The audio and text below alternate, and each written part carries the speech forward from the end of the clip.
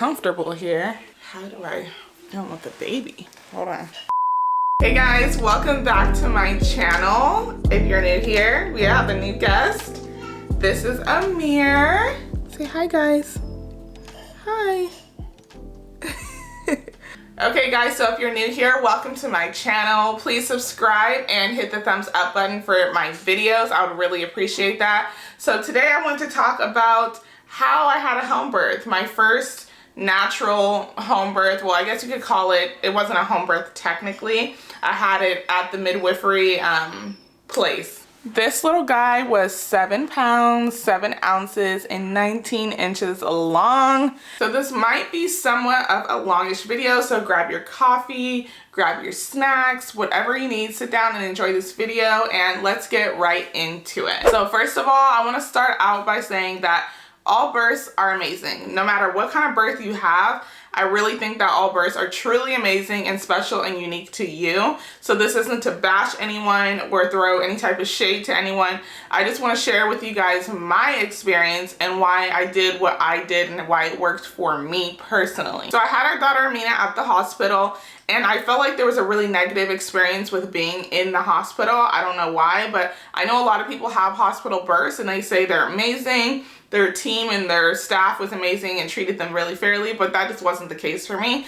I kind of felt like it was a revolving door type of situation. So, you know, they bring people in, they bring people out, they bring people in, they bring people out. No one was sensitive to me in the situation, that especially with it being my first baby. I just felt like it really wasn't the experience that I was looking for. So I really do wish that I did have that experience with the staff being friendly and supportive of the things that I wanted with my first birth, but that just didn't work at all. I vocalized what I wanted. I came with my birth plan. I came with the things I had packed to give me the birth I wanted, and nothing went right with that birth at all. So this is why, and these are the things that I did to help me achieve the natural birth of my dreams, a really good birth. And I just want to share that experience with you guys, and I want to give you guys that little back history as to why I feel the way I do with hospitals and giving birth in hospitals, I should say. So let's just start off by saying I had him at 38 weeks and 4 days.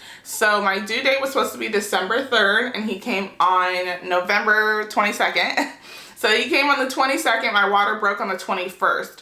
So that's right. So first let's get into why I chose the midwifery route, why that was important to me. So overall, I feel like the midwifery route is really nice because at the place we went to, there was 3 midwives there, and we met all of them. So we started going there when I was like 20 weeks pregnant or so, and we met all of the staff, everyone that worked there, the whole shebang. So we met everyone from the front desk to even the owner of the place, and she is actually one of the midwives as well. So I feel like that experience alone made it so much better because we were able to connect with each midwife. We were able to choose our favorite midwife, but also we felt, you know, that we all shared the same views on birth, and that was something that was so important, and I feel like Garrett was really included in that process, and that is something that was super important to both of us as well. I really wanted Garrett to feel like he was just as part of the process as I was, and this place really made us feel like we were a team, that it was a team effort and we were both together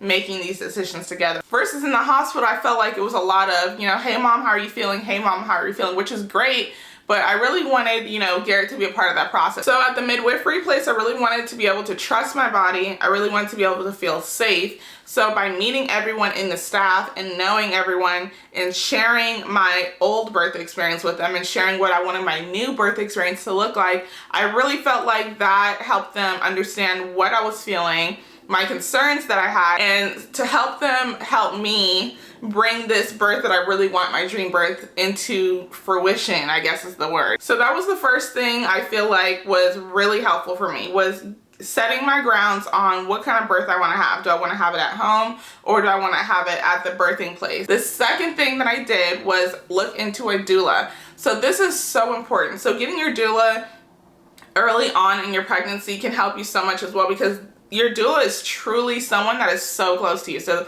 they come earlier in your labor, they're there for a longer duration of time, and you can really connect with your doula because they're like on standby, they're on call whenever you need them. The next thing I felt that was helpful for me in preparing my body and my mind was looking at positive birthing videos. I watched a whole bunch of different videos, and I can link some of them down below on the ones that I watched.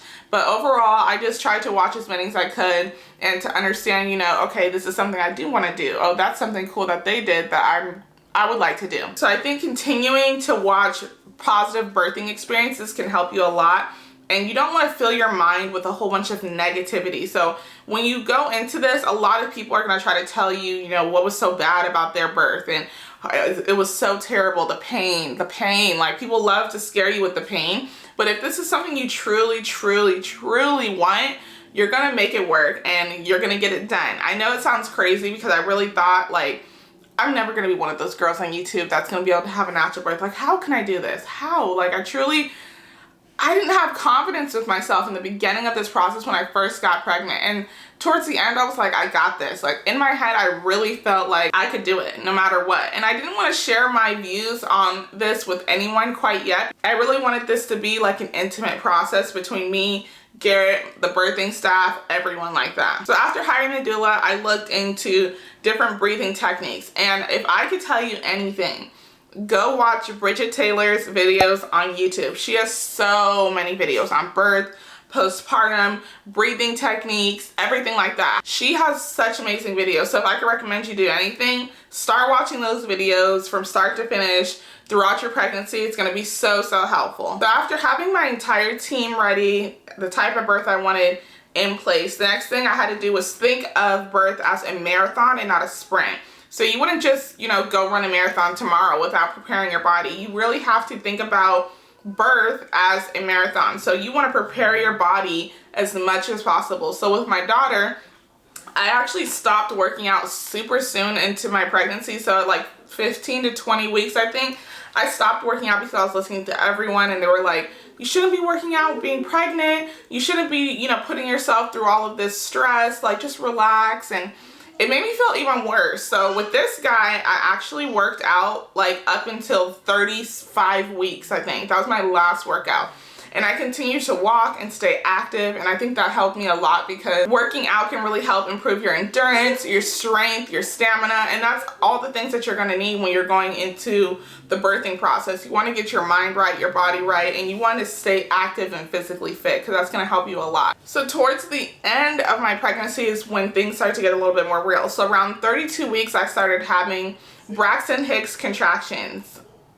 You guys. And then as I got closer to giving birth, they kind of got a little bit more intense, and my body was really preparing. Especially with your second baby, you really start to feel the contractions like more intensely, the Braxton Hicks contractions. That's when I started to train my mind, right? Because I was having these Braxton Hicks contractions, and instead of, you know, tightening up and intense and like making my body tight when I would have a contraction, I would really try to just relax every part of my body from my eyebrows down to my toes. I would really try to just melt into the contraction and breathe and focus on, you know, relaxing. If that makes sense, you guys, because honestly, you know, if someone's gonna, like, I don't know, if someone says, let me punch your arm, and you like this, your immediate reaction is to tense up. Like, you want to prepare for that pain. But you can't really do that when you're having a contraction because sometimes it can make the birthing process slower. It can make you not progress as quickly. So whenever you're having contractions, you really want to just trust your body and fully just relax into it. Especially going into active labor, because I feel like when you're going into active labor, that's when contractions start to get a lot more intense. And if you watch my birthing video, you will see that when I had those intense contractions, I was, you know, moaning, groaning. So like I said, watch Bridget Taylor's video. She has different types of breathing techniques. So that's when I was trying to focus on really letting my stomach just hang and just relax every part of my body. Also, you need to figure out, as a mom, you need to figure out what you like. You know, a lot of people like essential oils during giving birth. A lot of people have a special song they listen to, or whatever it is. Figure out the things that you like to help you feel calm and relaxed. So for me, I was like, I don't even know what I would like during, you know, giving birth, because first of all, I've never done this without an epidural. And that's when you really have to think about, you know, what things that are going to be helpful for you to relax your body and relax your mind. So start thinking about that and what you could find helpful for giving birth and contracting and things like that. And I actually watched some of Sarah Teresa's videos. She has a video on the comb technique. I used to comb during my contractions, and you guys, game changer. So basically, I think she says that when you use a comb, it's kind of like an acupuncture point, or not acupuncture, some type of point in your hand. But when you're squeezing the teeth of the comb into your hand, it basically sends a signal to your brain that to receive this pain first before you receive like the pain of the contraction or wave, whatever you want to call it. So whenever I would have a contraction, I would really squeeze that comb hard into my palm of my hand, and this would really help kind of take the edge off and kind of help you focus somewhere else, if that makes sense. So once I turned 35 weeks, this is when we started picking up doing a lot of different things. So I started drinking raspberry leaf tea. I started with 1 cup a day, and then I went to 2 cups a day, and then I just kept increasing the amount of raspberry leaf tea I was drinking. And this helps, I feel like this helped me a lot. I did it with my daughter, and I did it with this pregnancy as well. The next thing I did was I used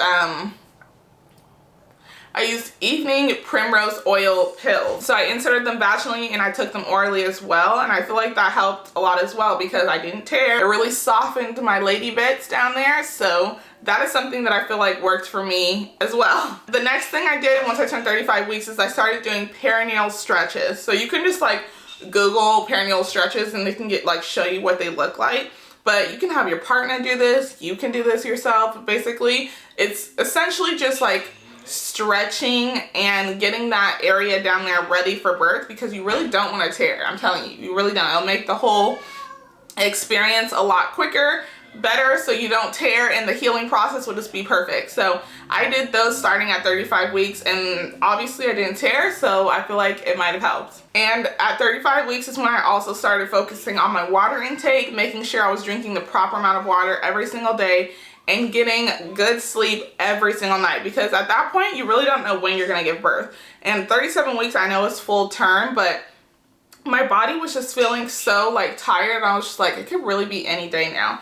So I started making sure I was getting good sleep every night, because I didn't want to be exhausted if I had to go into birth the next day. So I started to just really focus on myself. So at 35 weeks is when I started to do everything, and I feel like all of those things really helped to prepare my body and my mind for birth. So overall, I really want to show you guys how you could take fear and doubt and the thoughts you have about pregnancy and childbirth and really change your mind, change your thoughts about it, and think about what's really helpful for you. So think about all the things that you have, whether it's a fear or a doubt that you have with yourself. Write them down and focus on that throughout your pregnancy, and think about how you could change your mind and change your views on pregnancy from a negative thing to a more positive thing. With me, with my daughter, I honestly felt like oh my gosh, pregnancy is so fun, but dang, I still have to push the baby out.